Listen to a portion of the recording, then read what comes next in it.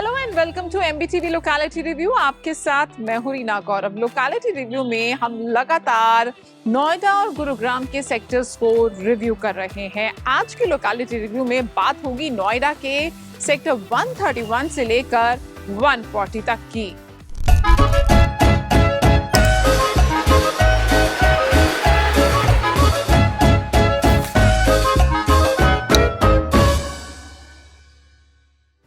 अगर आप दिल्ली एनसीआर में घर ढूंढ रहे हैं या प्रॉपर्टी में इन्वेस्ट करने की सोच रहे हैं तो सबसे पहले आप एमबीटीवी को सब्सक्राइब कर लीजिए, क्योंकि हम लगातार लोकेलिटी रिव्यू और प्रोजेक्ट रिव्यूज के जरिए आपको लोकेलिटीज और प्रोजेक्ट्स की जानकारी देते रहते हैं। और अगर अब आपने एमबीटीवी को सब्सक्राइब कर लिया है तो चलिए चलते हैं और रिव्यू करते हैं नोएडा के सेक्टर 131 से 140 को।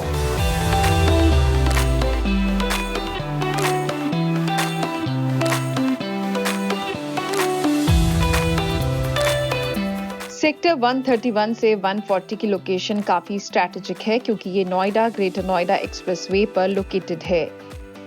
सेक्टर 131 से 135 एक्सप्रेसवे के एक साइड पर और सेक्टर 136 से 140 अपोजिट साइड पर हैं। सरदार वल्लभ भाई पटेल मार्ग, शहीद मंगल पांडे मार्ग, पुश्ता रोड और शहादरा रोड इन सेक्टर्स को लीड करती हैं।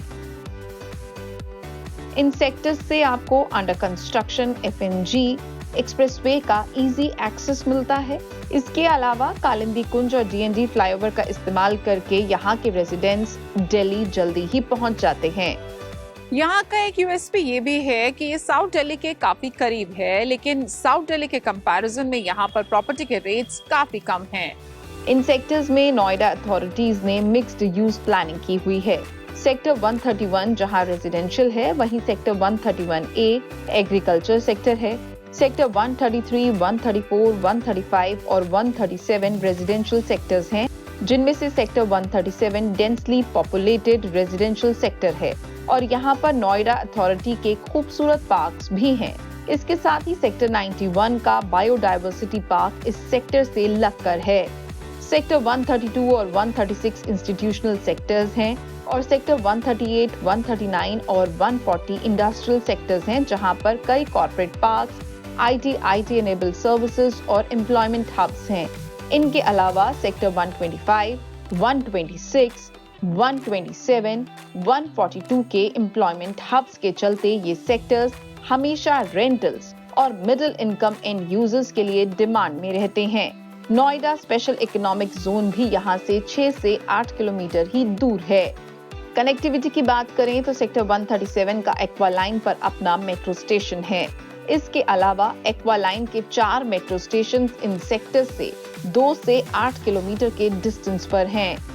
रेलवे स्टेशन और एयरपोर्ट की डिटेल्स आप स्क्रीन पर देख सकते हैं। सेक्टर 144 में Delhi Varanasi high speed rail का एक स्टेशन प्लान्ड है, लेकिन इसके हकीकत में तब्दील होने में अभी काफी वक्त लग सकता है। एजुकेशनल इंस्टीट्यूट्स की बात करें तो सेक्टर 132 इंस्टीट्यूशनल सेक्टर है। ऐसे में यहाँ पर कई स्कूल्स हैं। साथ ही सेक्टर 135 में the Shri Ram millennium school और 137 में एसकेएस वर्ल्ड स्कूल है। हेल्थ केयर नीड्स के लिए आप सेक्टर 137 में फेलिक्स हॉस्पिटल का रुख कर सकते हैं।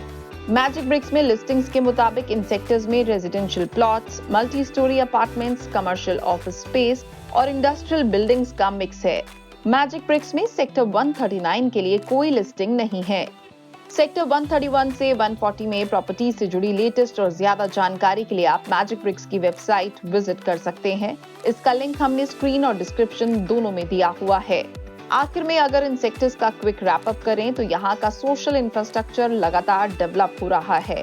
कई नए मॉल्स और कॉर्पोरेट हब्स भी यहाँ पर बन रहे हैं, जो इस एरिया को फर्दर बूस्ट अप करेंगे। ये सभी सेक्टर्स प्लान तरीके से बन रहे हैं, मगर इन सेक्टर्स के बीच में गांव की आबादी भी है। कई गांव और उनके मार्केट एरियाज इन्हीं सेक्टर्स का हिस्सा हैं। यहाँ पर पब्लिक ट्रांसपोर्ट अभी इतना स्मूथ नहीं है।